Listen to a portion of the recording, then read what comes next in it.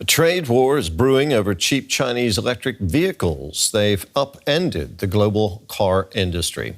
The United States is proposing a ban on electric vehicles and connected car tech from China, while the European Union is set to decide today on hiking tariffs. Hungarian Prime Minister Viktor Orban says that could spark an economic Cold War. The European Union says it wants to cut emissions and fast. But its race to decarbonise is now at a crossroads. Because while cheaper electric vehicles made in China could speed up the clean transition in the short term, the bloc fears they're also undercutting and endangering European producers. Brussels says Beijing's state subsidies give Chinese automakers an unfair advantage. And in what it says is a bid to level the playing field, the EU announced plans for new tariffs earlier this year. There are significant interests, industrial interests and employment interests in Europe, and our investigation has clearly shown that there is damage being done through these unfair practices by China to the interests of EU industry, those who produce electric vehicles in Europe. China rejects the EU's accusations that it's distorting fair competition and says the move to impose tariffs breaches trade rules and undermines cooperation to fight climate change. And the measures are not only unpopular in Beijing. German carmakers are also opposed. We believe this instrument is not appropriate for solving the problem. We need a discussion about open markets. We're a global industry and countries have to come together to keep markets open and not overwhelm each other with regulations, defensive measures and tariffs. In what's widely seen as a tit-for-tat retaliation, China announced an anti-subsidy probe into imports of some European dairy products back in August, meaning it looks like trade tensions between these two powers will likely keep churning for now.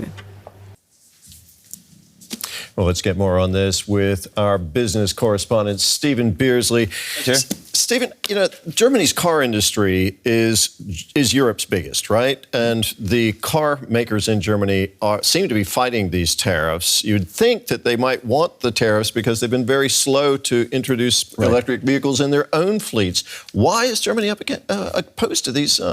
All of this? It seems counterintuitive, Terry, for exactly the reasons that you said. The industry here is having a hard time transitioning to electric, and now along comes this, new start Chinese industry, which is really low priced. The cars are quite good, actually. There's a lot of talk around them. So you would think that they'd be in favor, but they're actually not. And it's not just the car companies, it's labor that's also against it, and it's also the politicians, at least from their statements. Everyone is vocally opposed to this.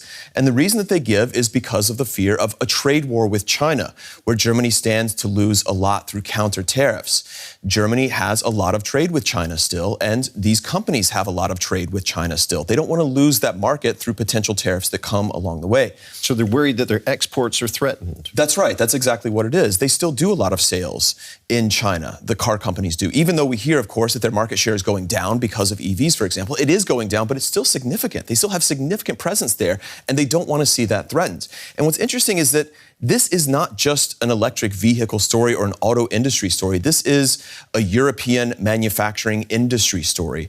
The former customers that were Chinese firms are now competitors increasingly.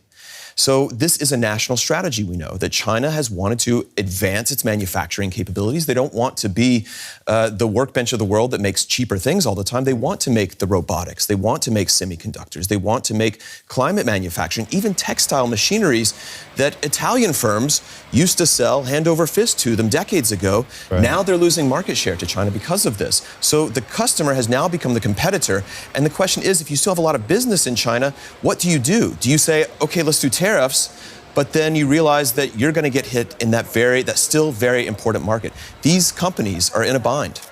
And there's a geopolitical dimension to this, too, where you've got systemic rivals basically clashing, too, on the trade front.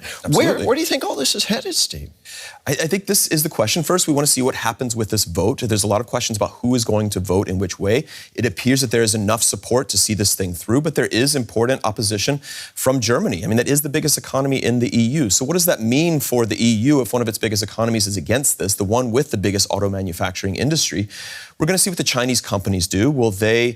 How much of these tariffs can they eat? They're quite significant, actually, in terms of what it would mean for the price of a car. Will they begin manufacturing more in Europe? We've already seen some efforts to do that. Will they have to raise their sticker price? Almost certainly. We'll have to see what China does. Are there going to be counter tariffs? Could there be an incentive for an agreement between the two sides that's worked out? We know that that's what Germany wants. It wants an agreement on the side of these tariffs instead of these tariffs. And then we'll have to see what it does for the industry itself.